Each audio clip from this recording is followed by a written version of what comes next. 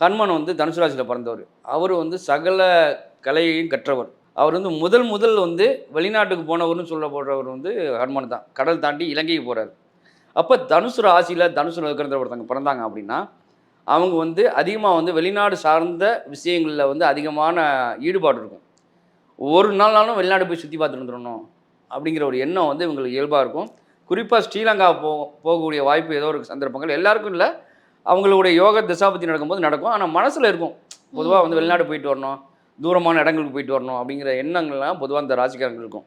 போறாங்களா, இல்லையாங்கிறது அவங்கவங்களுக்கு நடக்கிற யோகா தசா பொறுத்து நடக்கும். நிச்சயமா. நல்ல திசை நடந்தது அப்படின்னா, நிச்சயமா பல நாடுகள சுத்தி பார்க்கக்கூடிய யோகம் இயல்பாவே உங்களுக்கு கிடைக்கும்.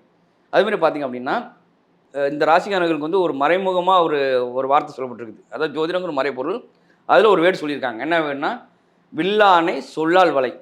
ம். வில்லானை சொல்லால் வளை. சொல்லால் வளை. அப்ப வில் வில் வில் அப்படின்னா தனுசு ராசி.